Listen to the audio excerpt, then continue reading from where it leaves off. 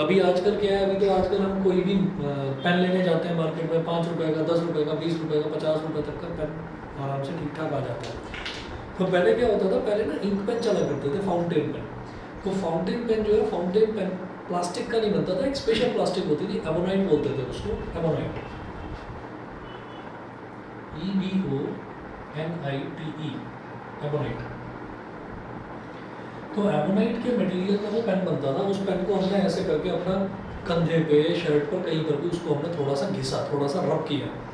रब करने के बाद में हमने ये कहा कि कागज़ के छोटे छोटे टुकड़े ले लिए, कागज़ लिया, कागज़ को फाड़ के उसके छोटे छोटे छोटे छोटे हमने टुकड़े करके ऐसे टेबल पर फैला दिए।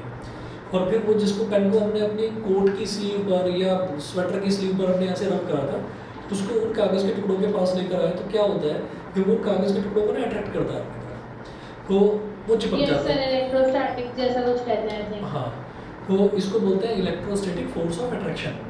तो अब क्या हुआ कि आपने वो जो पेन था, अब आपने उसको पेन पर से अपने हाथ से वो जो कागज़ चिपके हुए थे उनको छुड़ा दिया, छुड़ाकर वो कागज़ नीचे गिर गया। फिर आप दोबारा पेन को लेकर जाते हो, अब वो उसको अट्रैक्ट नहीं करता। तो उसको दोबारा से अट्रैक्ट करने के लिए आपको कोट की स्लीव पर उसको दोबारा से रब करना पड़ेगा। तो होता क्या है कि जब आप उसको रब करते हो, तो रब करने से उसके अंदर एक प्रॉपर्टी डेवलप हो जाती है, वो प्रॉपर्टी ही इलेक्ट्रिसिटी कहलाती है। इलेक्ट्रिसिटी किसी भी चीज़ को या तो अट्रैक्ट करेगी अपनी तरफ या फिर रिपेल करेगी। अब जो अट्रैक्शन और रिपल्शन है, अट्रैक्शन और रिपल्शन इस तरीके से पढ़ा गया कि दो तरीके के चार्जेस होते हैं, एक पॉजिटिव चार्ज और एक नेगेटिव चार्ज। ठीक है, तो अगर पॉजिटिव चार्ज है, पॉजिटिव चार्ज के पास पॉजिटिव चार्ज लाया जाए तो वो उसको ना रिपेल करेगा, दूर हटाएगा अपने से। और अगर पॉजिटिव के पास नेगेटिव चार्ज को लेकर आया जाए तो वो अट्रैक्ट करेगा। मतलब अनलाइक चार्जेस अट्रैक्ट करते हैं और लाइक चार्जेस जो हैं वो रिपेल करते हैं, एक दूसरे को हटाते हैं, एक दूसरे से दूर भागते हैं, मैग्नेट्स की तरह। बिल्कुल मैग्नेट की तरह। लाइक पोल्स मतलब नॉर्थ पोल को नॉर्थ पोल के पास लाओगे तो वो रिपेल करेगा, नॉर्थ को साउथ के पास लाओगे तो वो चिपक जाएगा, अट्रैक्ट करेगा। तो आप सबसे पहले यहाँ पर नोट करेंगे, it has been found by experiments. Electricity start कर रहे हैं, जितना मैं लिखवा रहा हूँ मैं अभी यहाँ पर जो है ना आपको शॉर्ट नोट्स बनवा रहा हूँ, वो आप साथ साथ मेरे साथ साथ आप नोट कर लीजिएगा। इलेक्ट्रिसिटी में तो पहला पॉइंट है, पॉइंट्स हम बनाएंगे ऐसे एरो बना बनाकर, तो ये हमारे नोट्स हो जाएंगे।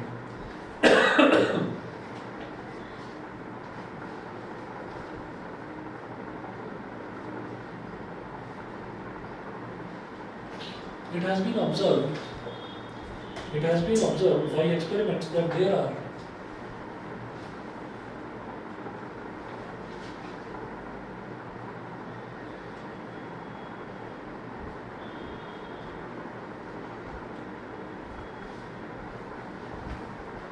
it has been observed by experiments that there are two types of electric charges.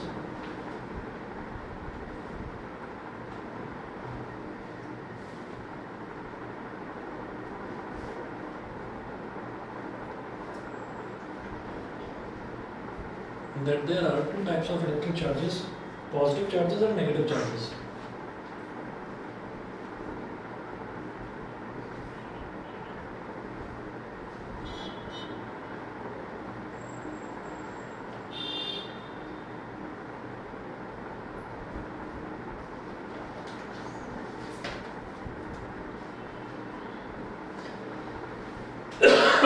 It has been observed by experiments that there are two types of electric charges, positive charges and negative charges.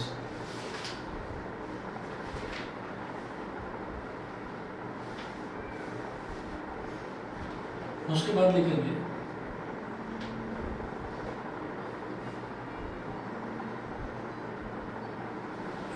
इसी को बोलते हैं by convention.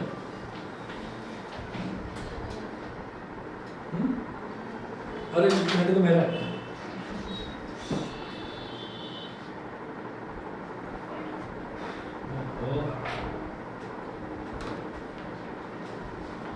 Gurgaon में farm house खरीद लो, ऐसे ऐसे phone आते हैं। By convention the charge acquired by a glass rod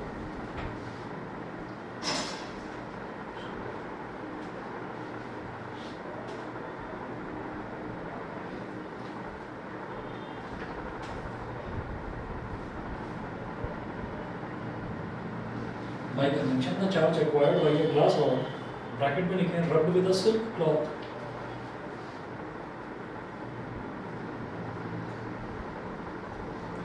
rubbed with a silk cloth.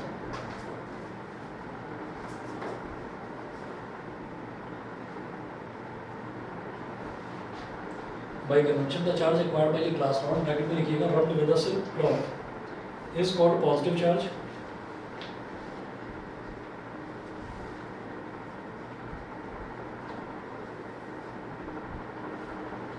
Is called positive charge.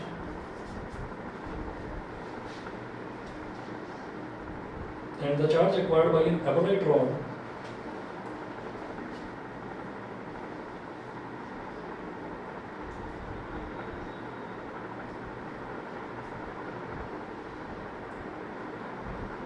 and the charge acquired by an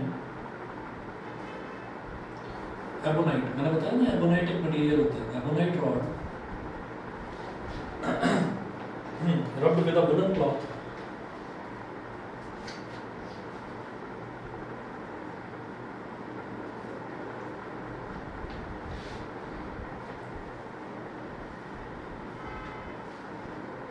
rubbed with a woolen cloth is called negative charge.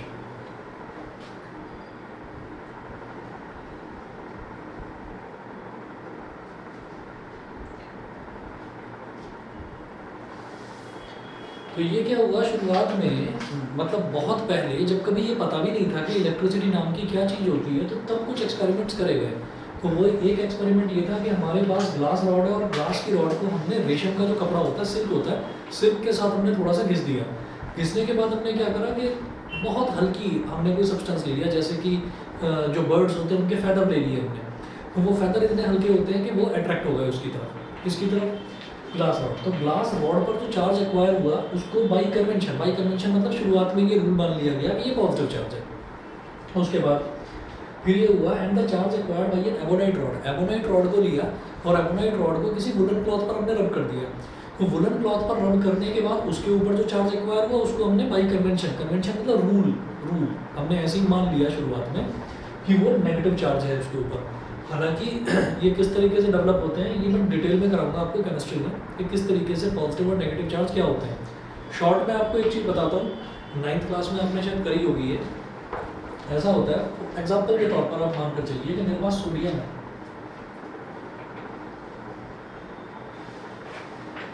Sodium का symbol Na होता है और sodium का हाँ जी, और sodium का जो atomic number है वो होता है 11 है। तो हम ये मानकर चलते हैं कि जो 11 है एटॉमिक नंबर का मतलब क्या होता है, नंबर ऑफ प्रोटॉन्स, ठीक है। तो number of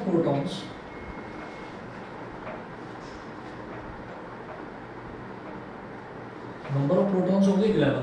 number of electrons की बात करेंगे अभी, तो number of protons is equal to number of electrons. बिल्कुल सही, number of protons is equal to number of electrons. तो जनरली यही होता है कि जितने प्रोटॉन्स होते हैं उतने इलेक्ट्रॉन्स होते हैं। लेकिन एक चीज़ आपने करी थी 9th क्लास में, इलेक्ट्रॉनिक कॉन्फ़िगरेशन। इलेक्ट्रॉनिक कॉन्फ़िगरेशन का मतलब क्या है कि किसी भी एटम के अंदर जो इलेक्ट्रॉन्स हैं वो कैसे डिस्ट्रीब्यूट होते हैं। पहले शेल में आएंगे 2 इलेक्ट्रॉन्स, पहले शेल में 2 इलेक्ट्रॉन्स, ठीक है। 2n² का फॉर्मूला से होता है। हाँ जी, तो पहले शेल में आ गए 2 इलेक्ट्रॉन, दूसरे शेल में कितने आते हैं 8, बहुत बढ़िया। तो 2 + 8 कितना हो गया, 10 हो गया, ठीक है। तो अब टोटल कितना 11 है, तो बचा कितना, 1 बचा। भाई 2 + 8 10 तो यहाँ पर हो गए, 1 बचा, तो 1 यहाँ पर आ गया। तो क्या होता है कि आउटर मोस्ट शेल में हमेशा 8 इलेक्ट्रॉन से ही स्टेबिलिटी मिल जाती है। वैसे जो फार्मूला है ना, जो आप 2n² फार्मूला बता रहे हो, उसके हिसाब से जो तीसरा शेल है, तीसरे शेल में 18 आने चाहिए। लेकिन 9th 10th इनफैक्ट आप 12th लेवल तक भी पहुंच जाओगे तो हमें बेसिक एलिमेंट्स पढ़ने हैं, उन बेसिक एलिमेंट्स में हमें 18 इलेक्ट्रॉन्स तक जाना ही नहीं है। हम ये कहेंगे कि पहले शेल में 2 है, दूसरे शेल में 8 है, तीसरे में भी 8 पर ही स्टेबिलिटी मिल जाती है, ठीक है। तो हम क्या है कि ये तीसरे शेल में अगर 8 इलेक्ट्रॉन्स होते तो ये सोडियम जो है स्टेबल हो जाता। तीसरे में 8 तो है नहीं, तो एक है क्या, एक इलेक्ट्रॉन की बस की बात है कि वो 7 इलेक्ट्रॉन को खींच ले, फिर 7 इलेक्ट्रॉन को कहीं बाहर से खींच ले और बना ले अपने 8 इलेक्ट्रॉन्स का ऑक्टेट कंप्लीट कर ले, पॉसिबल नहीं है। फिर बेचारा थक जाएगा, ये कहेगा चल यार नहीं, चला जाता हूँ यहाँ से, है ना। कम से कम तुम तो अपनी दुनिया में खुश रहोगे, अगर मुझे से प्रॉब्लम हो रही है तो ये क्या करेगा कि ये जो आउटर मोस्ट इलेक्ट्रॉन है, इस आउटर मोस्ट इलेक्ट्रॉन को डोनेट कर देगा। आउटर मोस्ट इलेक्ट्रॉन को डोनेट कर दिया तो जो तीसरी वाली शेल है वो शेल ही खत्म हो गई। अब शेल जो है वो इमेजिनरी शेल्स होती हैं, ऐसा नहीं है कि कोई इलेक्ट्रॉन है, कोई पीस पड़ा हुआ है लकड़ी का, किसी ने बता दिया कि दुनिया की जितनी भी चीज़ें हैं वो सब एटम से मिलकर बनी है, मैं तो तोड़ तोड़ कर एटम तक पहुँचूँगा, तोड़ता जा रहा हूँ, बारीक सा पाउडर मिल गया मेरे को, एक छोटा सा दाना मिल गया लकड़ी का, यही है एटम। फिर किसी ने क्या करा, मोटे लेंस का चश्मा लगा के आया, उसने और तोड़ दिया उसको, कह रहा ये देख इससे भी छोटा कर दिया मैंने, ये है एटम। तो एटम को हम खुली आंखों से नहीं देख सकते, एटम को देखा ही इलेक्ट्रॉनिक माइक्रोस्कोप से जाता है। तो अब उस एटम के अंदर ऐसा नहीं है कि हमको रिंग्स बने हुए दिखाई देंगे, ये रहा भाई ये देखो 2 इलेक्ट्रॉन घूम रहे हैं, ये अगले में 8 इलेक्ट्रॉन घूम रहे हैं, ऐसा नहीं दिखाई देगा। वो क्या है कि तीसरे वाले में जो तीसरा वाला शेल है, तीसरे वाले शेल में जब एक इलेक्ट्रॉन था वो डोनेट कर दिया, तो वो तीसरा जो रिंग था वो रिंग अब एग्जिस्ट ही नहीं करा, वो खत्म हो गया। ठीक है, तो अब आउटर मोस्ट जो रिंग है वो उसमें 8 इलेक्ट्रॉन रह गए, तो ये स्टेबल हो गया अपने आप। तो क्या हुआ, इसने एक इलेक्ट्रॉन डोनेट कर दिया, तो जब इसने एक इलेक्ट्रॉन डोनेट कर दिया तो अब इसके पास इलेक्ट्रॉन्स कितने बचे? 10 बचे, बहुत बढ़िया। तो इसके पास नंबर ऑफ इलेक्ट्रॉन्स बचे 10। प्रोटॉन्स जो हैं they are positively charge substances, ये पॉजिटिवली चार्ज सब्सटेंसेस हैं। इलेक्ट्रॉन्स नेगेटिवली चार्ज सब्सटेंसेस, ये नेगेटिवली चार्ज सब्सटेंसेस होते हैं। तो अब जो पॉजिटिव चार्ज है वो नेगेटिव से कितना ज़्यादा है? एक ज़्यादा, एक ज़्यादा है। तो इसका मतलब सोडियम जो है, सोडियम की वैलेंसी हो गई 1+। 1+ का मतलब क्या है कि सोडियम क्या है? सोडियम एक पॉजिटिव चार्ज बनाता है। ठीक है, आप सोडियम को अगर रब करेंगे तो वो क्या करेगा, वो एक इलेक्ट्रॉन एजिटेशन की वजह से, थर्मल एजिटेशन की वजह से एक इलेक्ट्रॉन डोनेट कर देगा। ठीक है, डोनेट किसको करेगा? आपने जिसके साथ रब करा, सिल्क के साथ रब करा। हमने क्या करा, ग्लास रॉड को सिल्क क्लॉथ के साथ रब करा। ग्लास रॉड ने क्या करा, ग्लास रॉड ने एक इलेक्ट्रॉन या 2 इलेक्ट्रॉन डोनेट कर दिए होंगे। जो डोनेट करता है वही पॉजिटिव चार्ज कहलाता है। ठीक है, और जो एक्सेप्ट करता है, सोचो कि अगर ये बाहर से 7 इलेक्ट्रॉन या 2 या 4 कितने भी इलेक्ट्रॉन से बाहर से एक्सेप्ट कर लेता, तो इसके पास फिर इलेक्ट्रॉन्स ज़्यादा हो जाते प्रोटॉन्स की कंपैरिजन में, तो फिर ये नेगेटिव चार्ज हो जाता सब्सटेंस, माइनस का चार्ज आ जाता, बिल्कुल सही। ठीक है, तो ये मैंने एक हिंट दिया है, हम इसको डिटेल में करेंगे केमिस्ट्री में, केमिकल इक्वेशंस एंड रिएक्शंस पहला ही चैप्टर वहाँ पर करेंगे ये चीज़ें। तो आप ये देखिएगा कि 2 तरीके के चार्जेस होते हैं, एक पॉजिटिव चार्ज और एक नेगेटिव चार्ज। तो हमारे लिए इलेक्ट्रिसिटी में पढ़ने वाला सबसे पहली जो चीज़ है वो ये है चार्ज, कि चार्ज क्या होता है। तो अब यहाँ पर हम एक चीज़ देखेंगे कि जो चार्ज है ना, चार्ज भी एक क्वांटिटी होती है। क्वांटिटी मतलब जैसे हमने कहा मास, ठीक है, कितना मास है भाई हमारा, तो 40 किलो का मास है हमारे पास, हमारा तो 50 किलो मास है। ठीक है, तो ये मास है, ये वेट नहीं है, ये मालूम है, ये तो अभी 9th क्लास में करके आए, मास और वेट में डिफरेंस। ठीक है, यस सर। तो जो किलोग्राम है, किलोग्राम ऐसा यूनिट हो गई मास मेजर करने की। ठीक है, तो कोई भी अगर क्वांटिटी है तो उस क्वांटिटी का ना यूनिट होती है, स्टैंडर्ड यूनिट होती है। जैसे लेंथ है तो लेंथ की स्टैंडर्ड यूनिट क्या होगी? मीटर। ठीक है, किलोमीटर नहीं होती। मास की स्टैंडर्ड ऐसा यूनिट क्या होती है? मास की ऐसा यूनिट मीटर, मास की यूनिट मीटर है। ठीक है, तो मास की ऐसा यूनिट ग्राम नहीं होती, किलोग्राम होती है। ठीक है, तो जहाँ जहाँ जरूरत पड़ेगी मैं आपको बताऊंगा। उसी तरीके से जो चार्ज है, चार्ज भी एक क्वांटिटी है, तो उसकी भी एक ऐसा यूनिट होगी, उसकी ऐसा यूनिट होती है कूलम। कूलम, हाँ लिखवा रहा हूँ चार्ज की, अभी मैं लिखवा रहा हूँ आपको। आप सबसे पहले यहाँ पर, अभी मैंने 2 पॉइंट्स लिखवाए आपको। पहला ये है कि it has been observed by experiments that there are 2 types of electric charges, positive charges and negative charges. ठीक है, बाय कन्वेंशन, नियम के थ्रू हमको एक्सपेरिमेंट से ये पता चला कि भाई अगर हमने किसी ग्लास रॉड को किसी सिल्क क्लॉथ पर रब करा, ठीक है, तो उसके ऊपर जो चार्ज डेवलप होता है उसको पॉजिटिव चार्ज मान लिया गया। और अगर हमने किसी एमोनाइट रॉड को वुलन क्लॉथ पर रब करा तो उसके ऊपर जो चार्ज डेवलप हुआ उसको हमने नेगेटिव चार्ज मान लिया। उसके बाद अगला पॉइंट आप लिखेंगे, opposite charges, opposite charges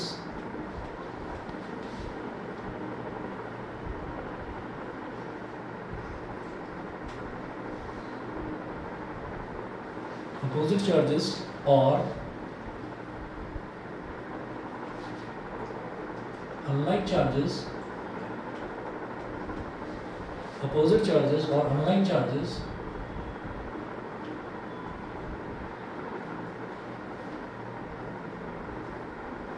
attract each other. Next point, like charges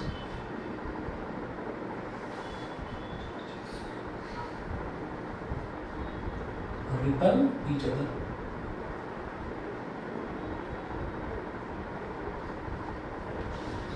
Like charges repel each other.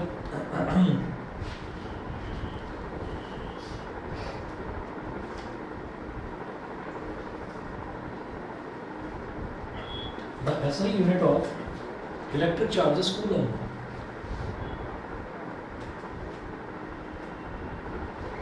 The SI unit of electric charge is COULOMB, coulomb. Bracket में लिख लीजिए C. जैसे मीटर को शॉर्ट में एम लिख देते हैं, किलोग्राम को शॉर्ट में केजी लिख देते हैं, ऐसे कूलम को आप शॉर्ट में लिखेंगे C, capital C.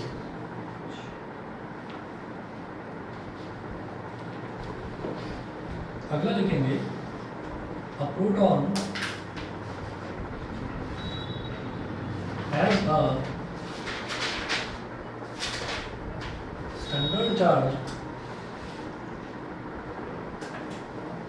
of 1.6 into 10 की power minus 19 coulomb,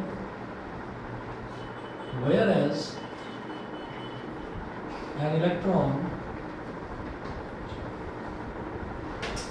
has a standard charge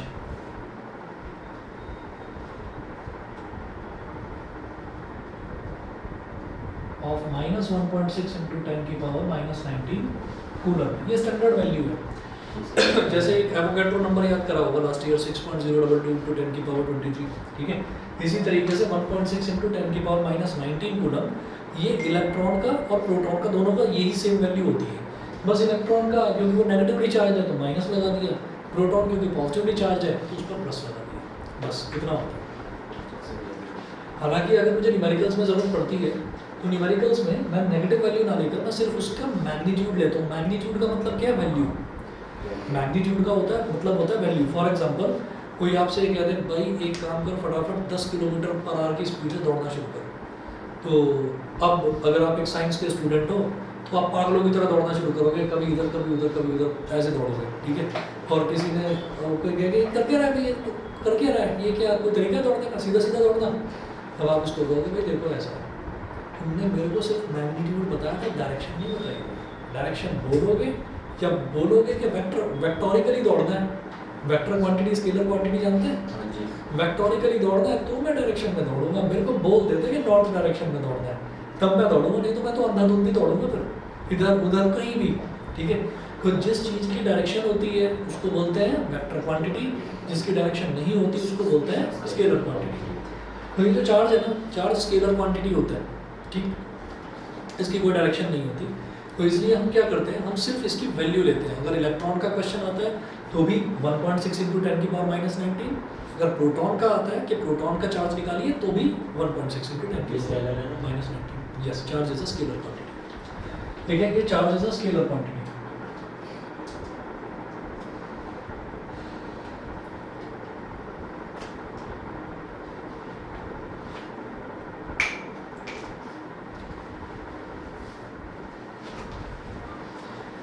अब एक क्वेश्चन नोट कीजिएगा, एनसीईआरटी का क्वेश्चन है. Calculate the number of electrons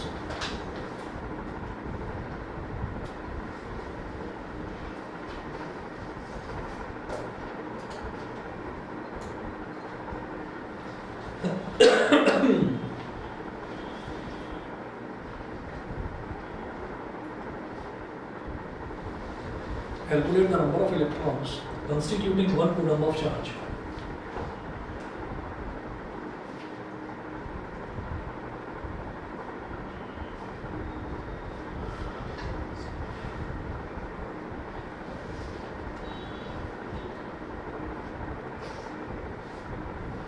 Calculate the number of electrons constituting 1 coulomb of charge.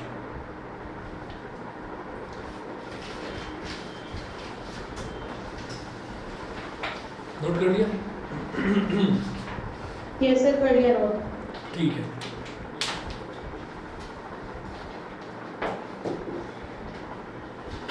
अब ऐसा क्वेश्चन अगर आएगा तो इसको करने का ना एक तरीका बताता हूँ आपको। यूनिटरी मेथड हो सकता है आप में से कुछ बच्चे भूल चुके हैं, तो उसको करने का एक तरीका होता है।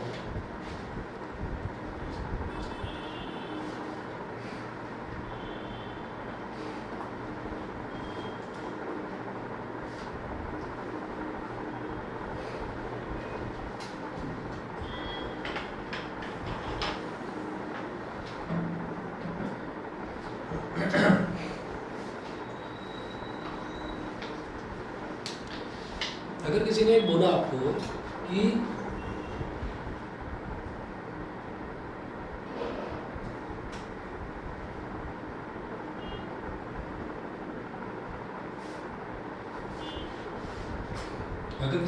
Cost of one notebook is equal to ₹10, ये बोल दिया एक नोटबुक की कॉस्ट 10 रुपये है, तो 50 नोटबुक्स की कॉस्ट बताओ।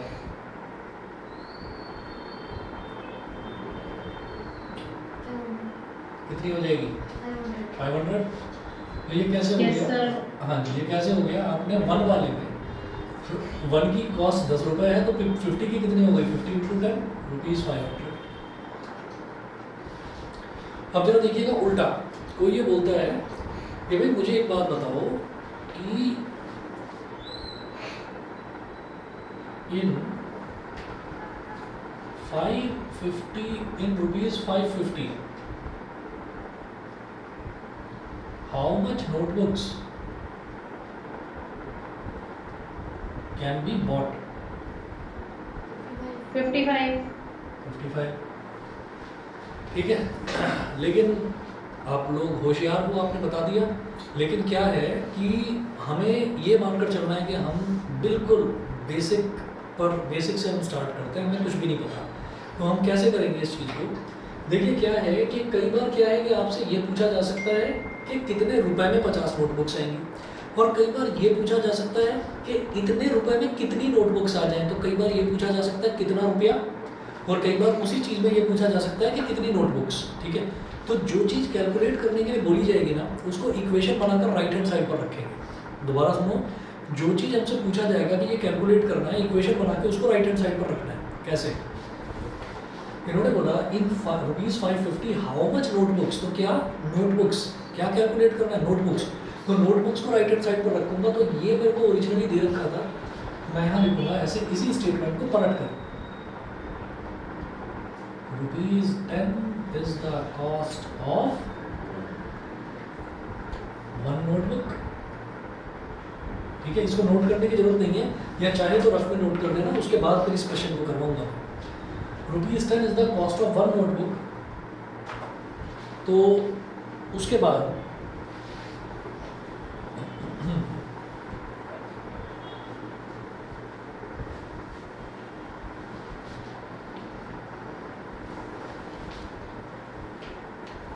हम ये कहेंगे कि ₹1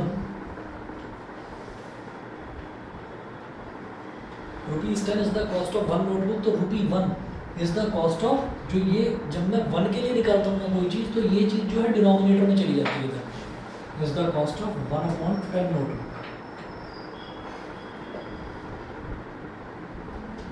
और इसी तरीके से क्या पूछ रहे थे, 550 रुपये में कितनी नोटबुक्स आ जाएंगी, तो ₹550 इज द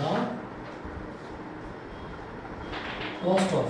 तो जब वन की वैल्यू आ जाती है कि वन में कितना, तो जो चीज़ पूछी जाती है उसको यूनिट वाले में मल्टीप्लाई कर दिया जाता है। जैसे एक नोटबुक की कॉस्ट 10 रुपये थी, तो 50 नोटबुक की कॉस्ट, तो एक नोटबुक की पता है ना, तो 50 को सीधा 10 में मल्टीप्लाई कर दिया। अब ₹1 में कितनी नोटबुक्स आ जाएंगी, 1/10। अब 550 में कितनी आएंगी, तो 1/10 और 550 दोनों को मल्टीप्लाई कर देंगे। तो ये क्या आ जाएगा, 1/10 इंटू 550, 0 से 0 कट गया, इज इक्वल टू 55 नोटबुक्स, ठीक है। तो ये होता है बेटा यूनिटरी मेथड। जो चीज़ मुझे निकालनी है उस चीज़ को मैं रखूँगा राइट हैंड साइड पर। वन के लिए जब कोई चीज़ निकालनी होगी, तो जैसे 10 रुपये में कितनी आती थी एक नोटबुक, तो ₹1 में कितनी आएगी, ये 10 जो है इधर वन के नीचे चला जाएगा, डिनोमिनेटर में चला जाएगा।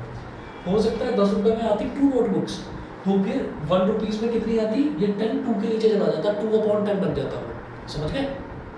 ठीक है, तो ये चीज़ आपको क्लियर है सभी को? अब बताइए, अब मैं इस पर आ जाता हूँ। अब वो पूछ रहे हैं calculate the number of electrons, तो ध्यान दीजिएगा। Constituting 1 coulomb of charge, 1 coulomb, तो मुझे पता है कि एक इलेक्ट्रॉन का चार्ज कितना होता है। आप यहाँ लिखें चार्ज ऑफ, अब नोट कर लीजिए, charge of 1 electron is equal to 1.6 into 10 की पावर माइनस 19 कूलम।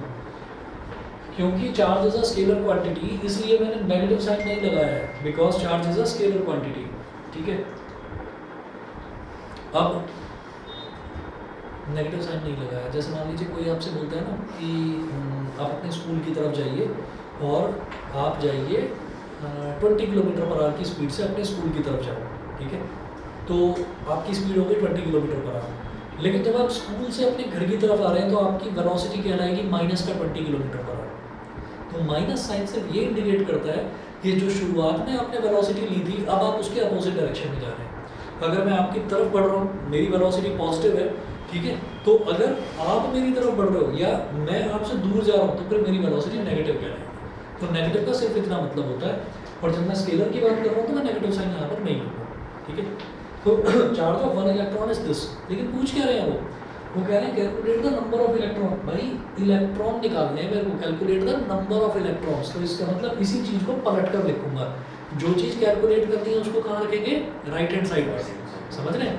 जैसे यहाँ पर नोटबुक्स कैलकुलेट कर रही थी कि in rupees 550 how much notebooks can be bought, तो मैंने इस स्टेटमेंट को पलट कर रख दिया कि ₹10 is the cost of 1 notebook, ऐसे लिखा। तो इसी तरीके से इसको पलट कर लिखूंगा कि 1.6 इंटू 10 की power minus 19 coulomb is the charge of 1 electron, क्योंकि मुझे नंबर ऑफ इलेक्ट्रॉन्स कैलकुलेट करने हैं। तो जो चीज़ कैलकुलेट करी जाएगी उसको हम रखेंगे राइट हैंड साइड पर। ठीक है, ये मैथमेटिक्स का बेसिक रूल है, सिर्फ यहाँ नहीं लगेगा, हर जगह लगेगा। ठीक है, जो चीज़ कैलकुलेट करनी है उसको राइट हैंड साइड पर रखेंगे। तो यहाँ लिखेंगे 1.6 इंटू 10 की power minus 19 coulomb is the charge of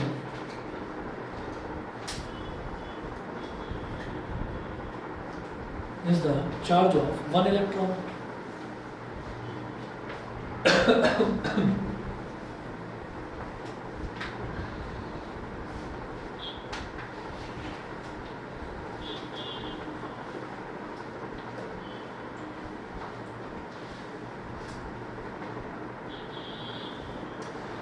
तो 1 coulomb will be the charge of, ये डिनोमिनेटर में चला जाएगा। नाम क्या बताया था बेटा? अनन्या। समझ में आ रहा है पक्का?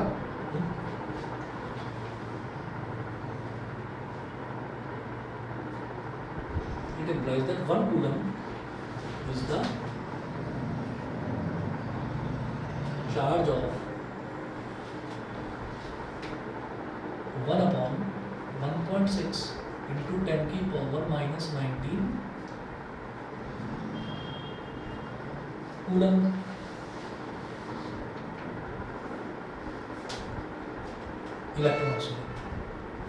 इलेक्ट्रॉन्स कैलकुलेट कर रहा हूँ ना मैं। ठीक है, यही तो पूछ रहे थे कि 1 कूलम में कितने नंबर ऑफ इलेक्ट्रॉन्स होंगे, तो 1 कूलम के नंबर ऑफ इलेक्ट्रॉन्स आ गए, 1 कूलम के नंबर ऑफ इलेक्ट्रॉन्स आ गए। इसके बाद इसको क्या लिखेंगे, 1 अपॉन 1.6 इंटू 10 की पावर माइनस 19, माइनस पॉइंट गया ऊपर आ गया 0। ठीक है, एक हमने छोटी सी एक्सरसाइज शुरू करी थी, अभी हमको क्लास स्टार्ट करके लगभग 1 हफ्ता हो चुका है। तो हमने छोटी सी एक्सरसाइज शुरू करी थी कि मैं ये चाहता हूँ कि आप सभी बच्चों को 20 तक टेबल पूरे अच्छे से आने चाहिए। तो मैंने 12 का और 13 का टेबल सुना था, तो 13 7 सा बता दो जरा। 91। ठीक है, और 12 7 सा 94। इसको ठीक से याद है। ठीक है, अच्छा, तो 13 9 सा बताओ फिर। 170। बढ़िया, और 13 8 सा।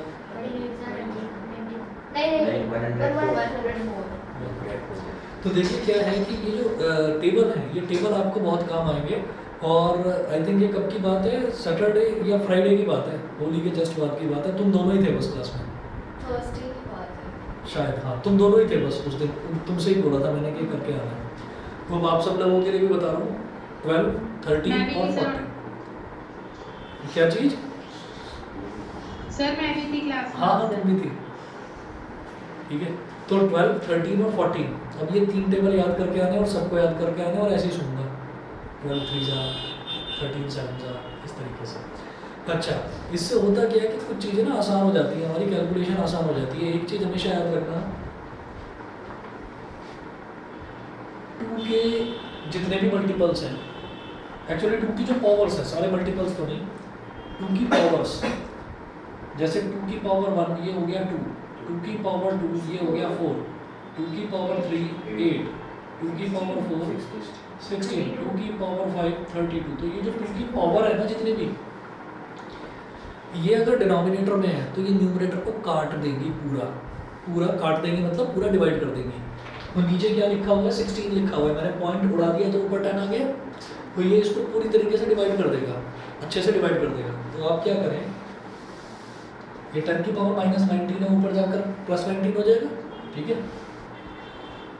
अच्छा, एक चीज़ और, धीरे धीरे हम फ्लो में आते जाएंगे, आप लोग हमारा पढ़ाने का तरीका समझ जाओगे और मुझे तुम्हारा सबका समझ में आ जाएगा कि किस बच्चे को किस तरीके से समझ में आता है।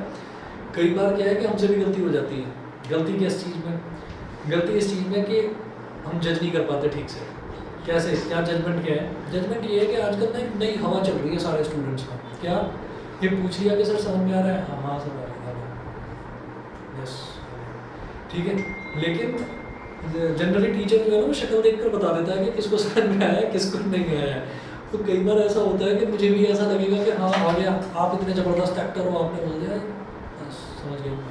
तो भाई ये काम यहाँ पर मत करना। स्कूल में देखिए, स्कूल में भी आपकी ऐसी ही क्लास चलती होगी कि आप बैठे रहते होंगे, सामने टीचर पढ़ाकर चला जाता होगा।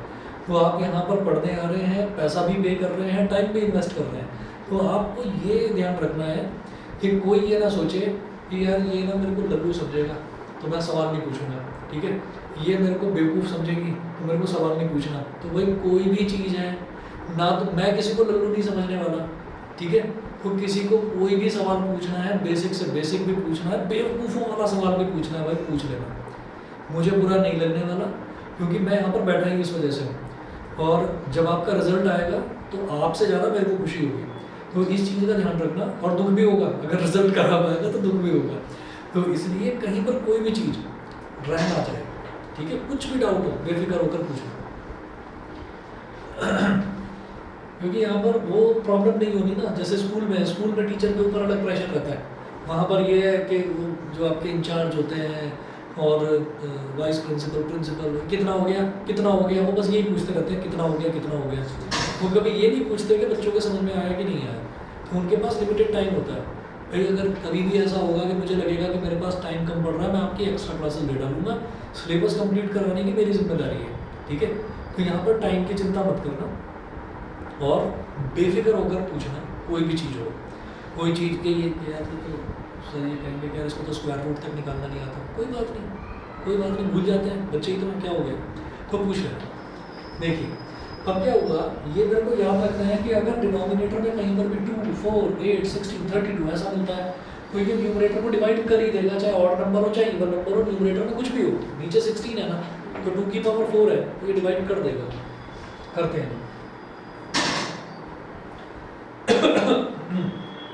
16 का टेबल आता है, वेल एंड गुड, नहीं आता तो 2 से करके देख लेना। लेकिन जल्दी मैं सभी टेबल आपको याद करवाऊंगा। 10 की पावर 19 है ना, अब क्योंकि ये 10 है तो 10 16 से छोटा है, हम क्या करेंगे, हम इसमें से एक पावर चुरा देंगे, इसको कह देंगे भाई एक 0 मुझे दे दे, तो ये 100 हो गया। इसको बोल सकते हैं 100 × 10 की पावर 18 बोल सकते हैं, क्योंकि 10 × 10 की पावर 19 भी 10 की पावर 20 होगा और 100 × 10 की पावर 18 भी 10 की पावर 20 बनेगा। 16 1 16, हाँ 16 6 96, 16 6 96, फिर पॉइंट लगेगा। 100 - 96 कितना हो गया, 4, 4 0 40, 16 2 32, 40 - 32 is 8, 8 0 80, 16 5 80। किसी को ऐसे डिवाइड करना नहीं आता है तो भाई ऐसे कर लेंगे, ये 16 6 जा 96, 100 माइनस 96 इज 4, अब पॉइंट लग जाएगा, एक जीरो उतारा, 16 2 जा 32, 40 माइनस 32 इज 8, फिर एक और जीरो उतारा, 16 5 जा 80, अब ये पूरी तरह से कट गया, ठीक है। तो क्या आ गया 6.25 इंटू 10 की पावर 18 इलेक्ट्रॉन्स, आंसर होगा सही है, ठीक है। हीट समझ में आ गया, Yes, sir. ठीक है।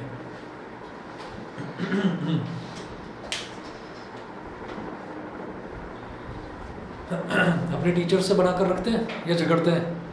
बना के रखते हैं। बना कर रखना, कुछ ठीक है। टीचर हैं जो बना के नहीं रखते। हाँ, तो उनसे भी कभी बदतमीजी मत करना।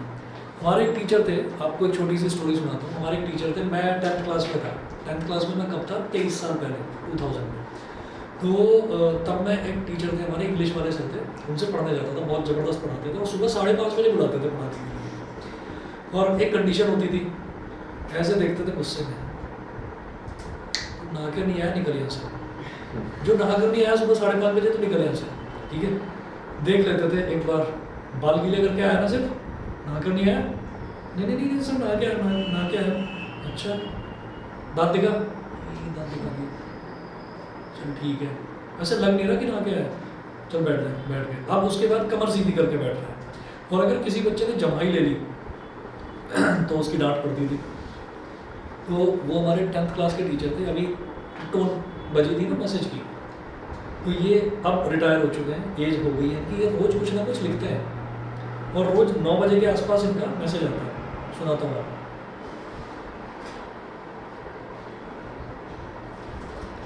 तो इनसे इतना अच्छा रिलेशन बना हुआ है कि वो लिखते हैं और लिखकर पब्लिश भी करते हैं इसको व्हाट्सएप पर, और वीकली न्यूज़पेपर में भी आता है। शायद आप लोगों को समझ में नहीं आएगा, बताता हूँ। जीवन, ताकत और सत्ता। जीवन समझ गए लाइफ, ताकत समझ गए पावर, सत्ता पॉलिटिक्स। जीवन, ताकत और सत्ता, इन सब की एक्सपायरी डेट होती है, इसलिए शेष जीवन यानी कि बचा हुआ जीवन सहज और सुखद बनाने के लिए हमेशा विनम्र रहिएगा। विनम्रता जानते हैं? नहीं, विनम्रता का मतलब ग्रेटिट्यूड का मतलब हमेशा झुक कर रहे, ये नहीं हाँ भाई घूर क्यों रहा है, अकड़ फालतू की नहीं रखनी है, विनम्र ग्रेटफुल। नजर नीचे नहीं है। हाँ, नजर नीचे की बात भी नहीं कर रहा हूँ, मतलब ये है कि रिस्पेक्ट दीजिए, सबको रिस्पेक्ट दीजिए, कायदे से रिस्पेक्ट देना चाहिए। तो ये रोज़ एक ऐसा कोट खुद लिख कर भेजते हैं, मुझे बड़ा अच्छा लगता है। तो अब आपको सुनाया क्यों है, क्योंकि 8 to 9 वाला जो लास्ट ईयर बैच था, जैसी टोन बजती थी वो कहते थे सर सुना दो आज क्या आया है, तो रोज़ आता है सर का नियम से, और मैं भी रोज़ कुछ ना कुछ इनको भेजता हूँ, लेकिन मेरा खुद का लिखा हुआ नहीं होता। तो मैं उनको बता देता हूँ सर मेरा खुद का लिखा हुआ नहीं है, जो अच्छा कोट लगता है मैं उनको भेजता हूँ, और अगर नहीं आता तो उनका फ़ोन भी आ जाता है, भाई तबीयत तो ठीक है, आज कुछ आया नहीं। तो जनरली जो खतरनाक टीचर लगते हैं उतने खतरनाक होते नहीं है, ये खतरनाक थे अपने टाइम में, अब बड़े सॉफ्ट हो गए। तो बना कर रखिएगा, लॉन्ग टर्म रिलेशन चलते हैं। सर पीटीआई वो होते हैं, हाँ? पीटीआई ज़्यादा वो हैं, वो ज़्यादा स्ट्रिक्ट होते हैं। बेफालतू में दोस्त देते हैं। चलिए जी, अगला टॉपिक आप नोट करेंगे, conductors and insulators.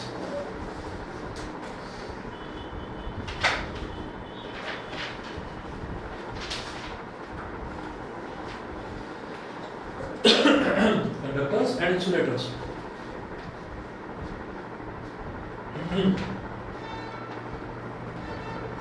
Those substances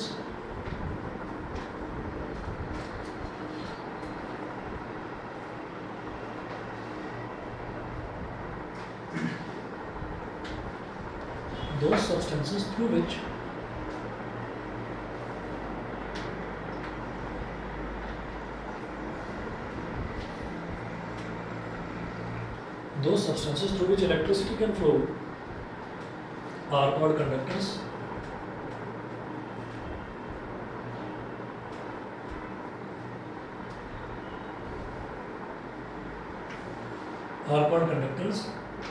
अगला एग्जाम्पल लिख दीजिएगा, ऑल मेटल्स। ऑल मेटल्स, जितने भी मेटल्स हैं सारे के सारे गुड कंडक्टर्स हैं, ठीक है। इलेक्ट्रिसिटी सभी मेटल्स में से आराम से फ्लो होती है।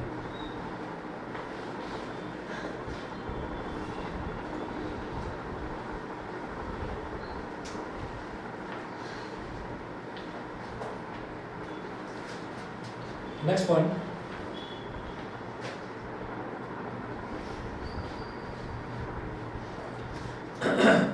those substances through which electricity cannot flow.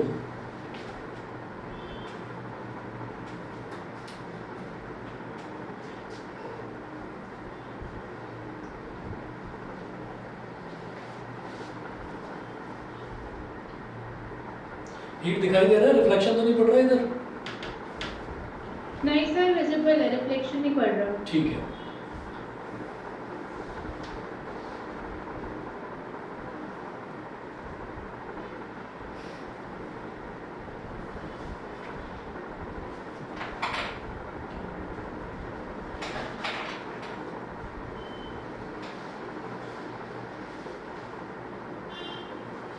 are called insulators.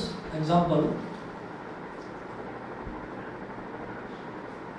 all gases, जितने भी गैसेस हैं, कभी सुना है ऑक्सीजन के थ्रू करंट फ्लो कर रहा है, कार्बन डाइऑक्साइड के थ्रू करंट फ्लो कर रहा है? नहीं ना। ऑल गैसेस एग्जांपल के लिए ऑल गैसेस लिख दिया, रबर लिख दीजिए, प्लास्टिक लिख दीजिए।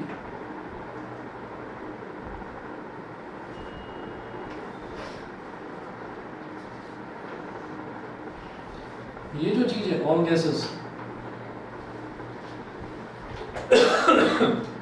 इसका आपको एक्सेप्शन देखने के लिए मिलेगा क्लास 12th में। क्लास 12th में जो भी बच्चा साइंस लेगा, साइंस में पर्टिकुलरली फिजिक्स पढ़ेगा, तो वो देखेगा कि हवा के थ्रू भी करंट को पास कराया जा सकता है, ठीक है। एक नया कॉन्सेप्ट है, सुना होगा आपने, वायरलेस चार्जर्स, मोबाइल फ़ोन के वायरलेस चार्जर्स आते हैं, ठीक है। एक पर्टिकुलर रेंज है कि उस रेंज के अंदर रख देंगे, आपका मोबाइल फ़ोन चार्ज होना शुरू हो जाएगा। तो करंट कहाँ से आ रहा है? एयर के थ्रू, एयर के थ्रू, एयर के थ्रू इलेक्ट्रोमैग्नेटिक रेडिएशंस जो हैं उसी के थ्रू करंट आ रहा है, वही उसको चार्ज करता है, ठीक है। वो कंसेप्ट 12th में पढ़ेंगे, अभी ज़रूरत नहीं है उसकी। उसके बाद टाइप्स ऑफ इलेक्ट्रिसिटी नोट कीजिएगा, types of electricity.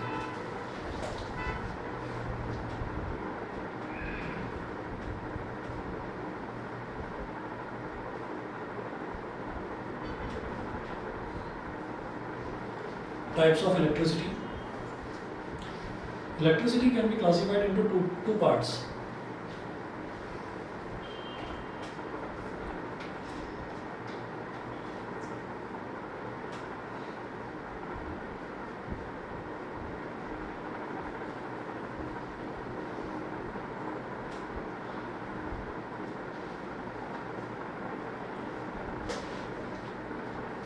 Electricity can be classified into two parts.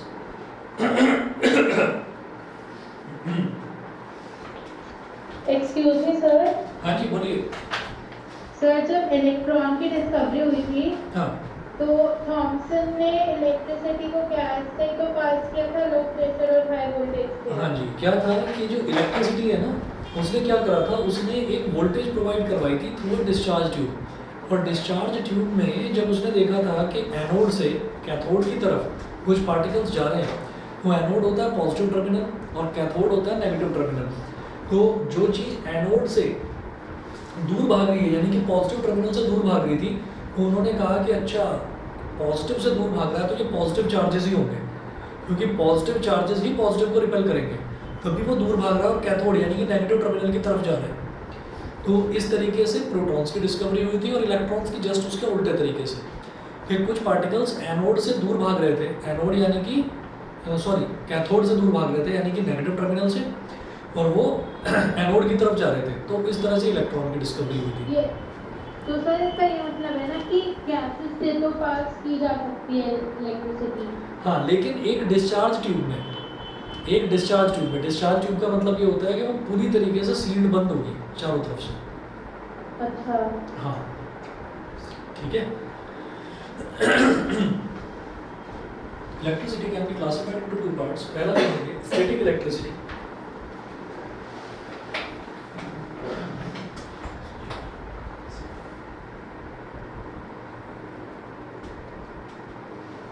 Static electricity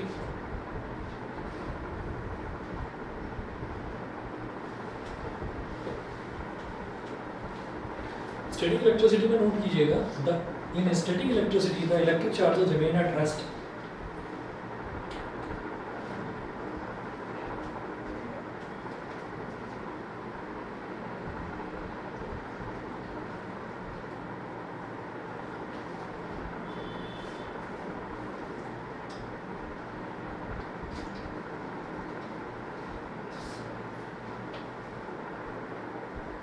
The electric charges remain at rest. Bracket में लिखिएगा stationery, stationery.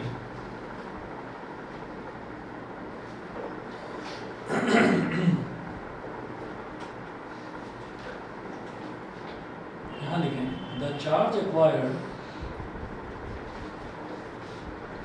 by a glass rod rubbed with a silk cloth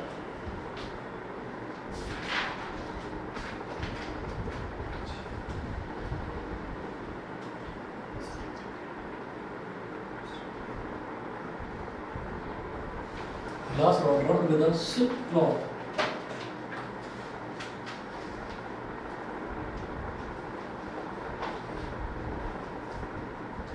is an example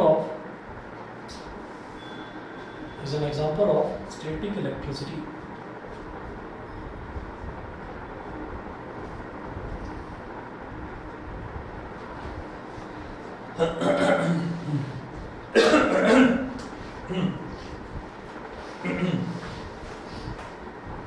अच्छा जी, एक तो ये हो गया।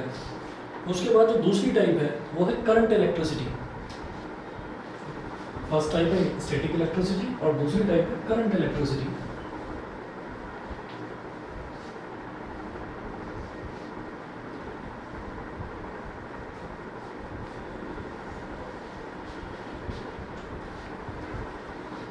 Example of high हाँ, example of is an example of static electricity.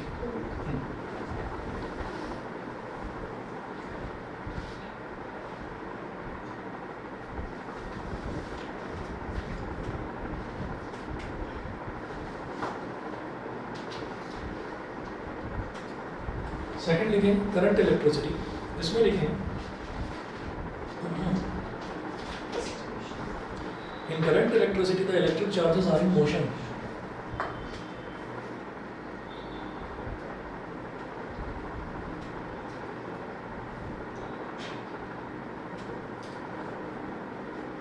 Electricity, the electric charges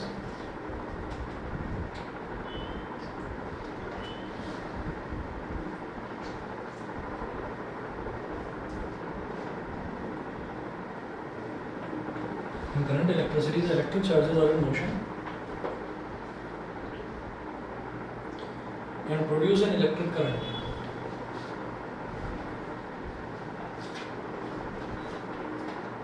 And produce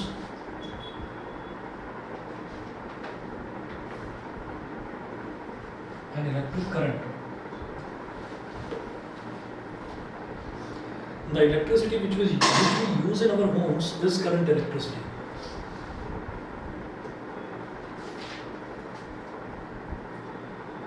The electricity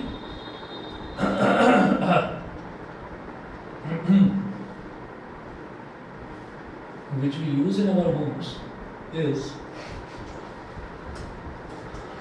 current electricity.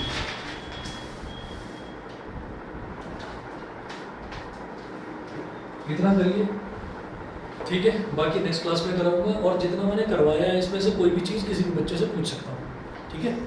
तो इतना आपको जो है लर्निंग मटेरियल है ये आपको लर्न भी करना है, ठीक है। और कल मैथ्स की क्लास होगी।